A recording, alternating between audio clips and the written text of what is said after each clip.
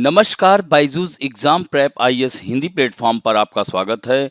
दोस्तों, आज हम लोग 12 मई 2023 के दैनिक क्विज की चर्चा करेंगे, जो कि आपके आगामी संघ लोक सेवा आयोग की प्रारंभिक परीक्षा के दृष्टिकोण से लाभदायक सिद्ध हो सकता है। दोस्तों, प्रश्नों को शुरू करने से पहले कुछ महत्वपूर्ण सूचना है।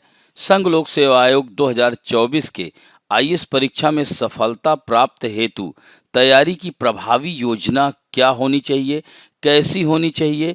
लाइव इंटरैक्टिव वर्कशॉप में आप लोग भाग ले सकते हैं और हमारे वरिष्ठ शिक्षक हर्षमीत सिंह जी के द्वारा यह क्लास ली जाएगी। तो इसमें आप लोग ज़्यादा से ज़्यादा भाग लें और रजिस्टर फ्री है। और इस तरह से 14 तारीख को सुबह 11 बजे यह लाइव प्रसारण होगा।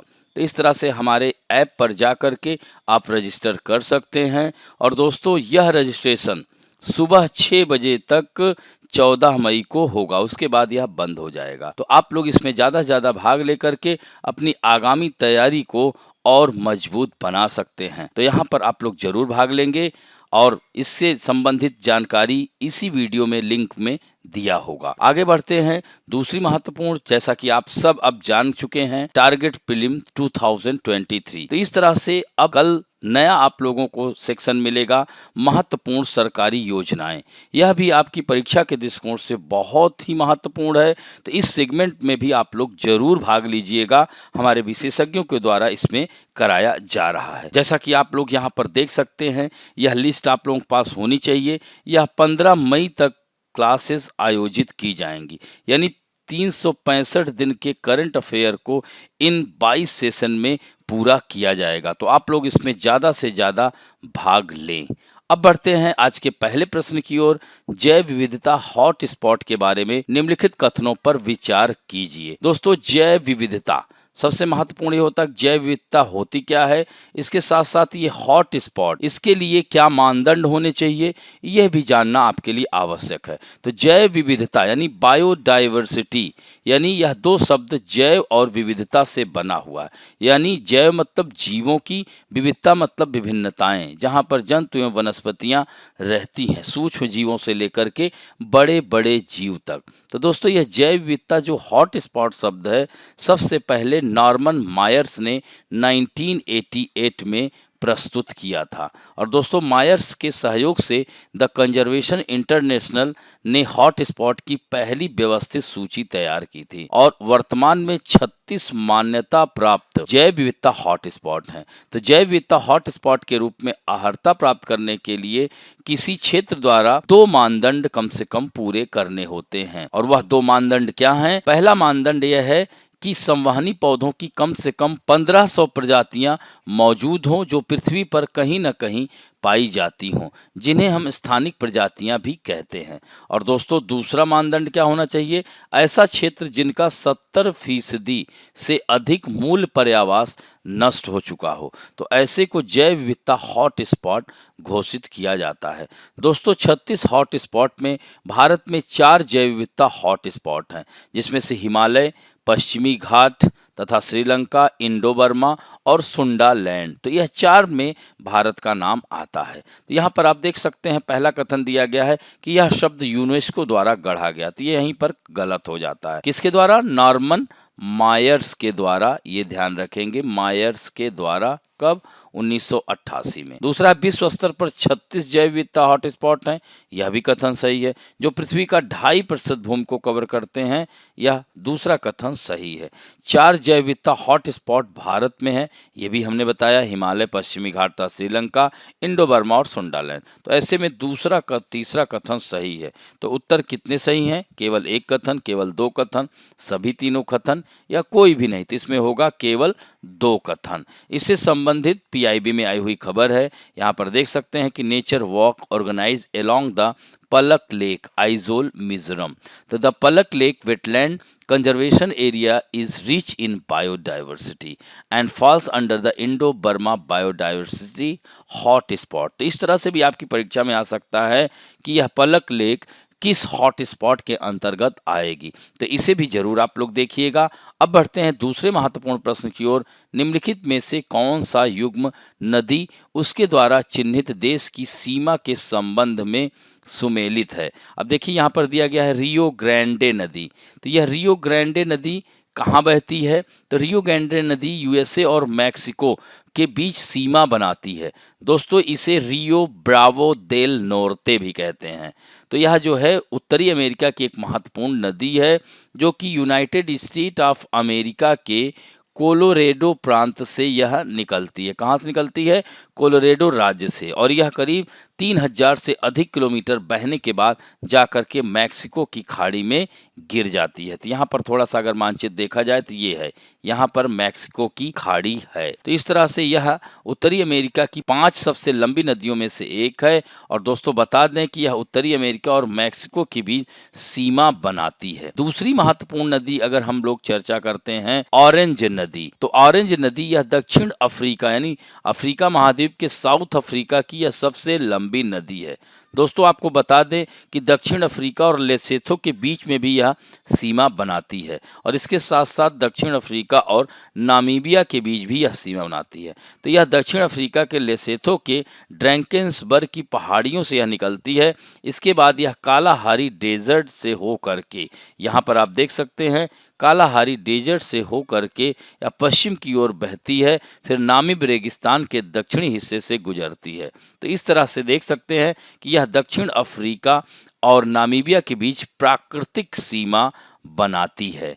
तीसरी जो महत्वपूर्ण नदी है आमूर नदी, यह विश्व की 10 बड़ी नदियों लंबी नदियों में से एक है। यह नदी रूस के सुदूर पूर्वी क्षेत्र और पूर्वोत्तर चीन के दरमियान अंतर्राष्ट्रीय सीमा भी है। तो रूस और चीन के बीच जमीन के लिए जो झड़पें हुआ करती थी, आमूर नदी की अहम भूमिका थी। तो दोस्तों आमूर नदी पश्चिमी मंचूरिया की पहाड़ियों में शिल्का नदी, ये ध्यान रखेंगे, शिल्का नदी और अर्गुन नदी के मिलाप से यह 303 मीटर की ऊंचाई पर जन्म लेती है, और इस तरह से यह चीन और रूस के बीच सीमा बनाती है। तो इसमें उत्तर डी होगा, यह ध्यान रखेंगे।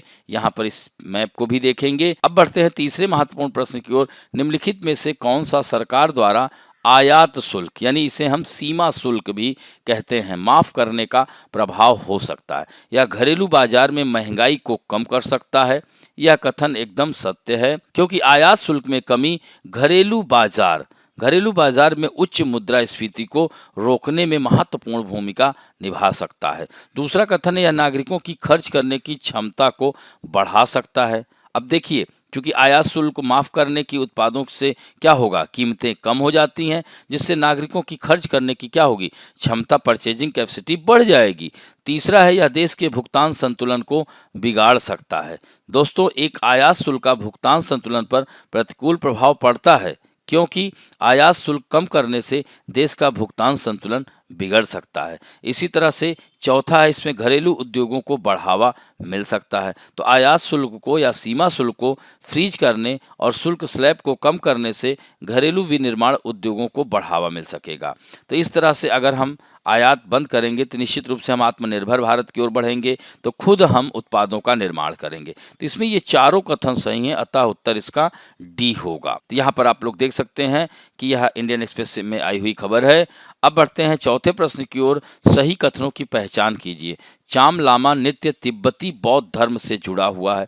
यह कथन एकदम सत्य है, क्योंकि चाम नृत्य जो होता है यह नृत्य का एक रूप है। यह तिब्बती नव वर्ष और बुद्ध जयंती जैसे बौद्ध त्योहारों के दौरान तिब्बती बौद्धों द्वारा यह मनाया जाता है। इसको लोसर भी कहते हैं, ध्यान रखना, लोसर उत्सव। और दूसरा कथन है कि यह केवल लद्दाख में किया जाता है। यहीं पर यह गलत हो जाता है, केवल दो दे दिया, क्योंकि दोस्तों यह हिमाचल प्रदेश के तिब्बती बस्ती क्षेत्र, लाहौल स्पीति, लद्दाख, किन्नौर, इन सब जगहों पर यह जो है लोकप्रिय है। अब इसमें कह दिया केवल, तब ऐसे में यह गलत हो जाता है। इस नृत्य में कलाकारों द्वारा विशेष मुखौटा और टोपी को पहना जाता है। तो यहाँ पर आप देख सकते हैं, देख रहे हैं ना, यह मुखौटा और टोपी पहना हुआ है, तो यह भी कथन सही है। अतः उत्तर क्या होगा, यहाँ पर 1 और 3, यानी आंसर इसका क्या हो गया, सी हो गया। तो यहाँ देख सकते हैं द हिंदू में आया हुआ है कि a Cham lama performance on the auspicious occasion of Buddha Jayanti. तो यहाँ पर देख सकते हैं कि हिमाचल प्रदेश में भी यह मनाया जाता है।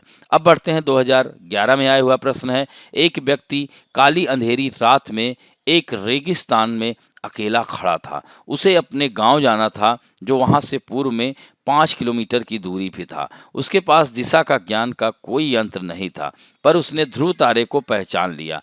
अब उसको गांव पहुंचने के लिए निम्नलिखित में से कौन सा मार्ग अधिकतम सुविधाजनक होगा? ध्रुव तारे की दिशा में चले, ध्रुव तारे से विपरीत दिशा में चले, या ध्रुव तारे को अपनी बाईं ओर रख कर चले, या ध्रुव तारे को अपनी दाहिनी ओर रख कर चले? तो दोस्तों इसमें उत्तर होगा ध्रुव तारे को अपनी बाईं ओर रख कर चले। क्योंकि घूमती हुई पृथ्वी के संबंध में, क्योंकि प्राचीन समय में लोग तारों की मदद से रात के दौरान दिशाओं का निर्धारण करते थे, तो उत्तर तारा उत्तर दिशा को इंगित करता है और इसे ध्रुव तारा भी कहा जाता है। यह हमेशा आकाश में एक ही स्थिति में रहता है। तो ध्रुव तारा जो पृथ्वी के अक्ष की दिशा में स्थित है, यह दक्षिणी गोलार्ध से दिखाई नहीं देता। अपने गांव तक पहुंचने का सुविधाजनक तरीका अब ध्रुव तारे को उसके बाईं ओर रखने की दिशा में चलना होगा, तब वो जाकर के अपने गंतव्य स्थान पर पहुंचेगा। अब बढ़ते हैं दोस्तों आज के फैक्ट ऑफ द डे में। हम बात करेंगे राष्ट्रीय प्रौद्योगिकी दिवस 2023।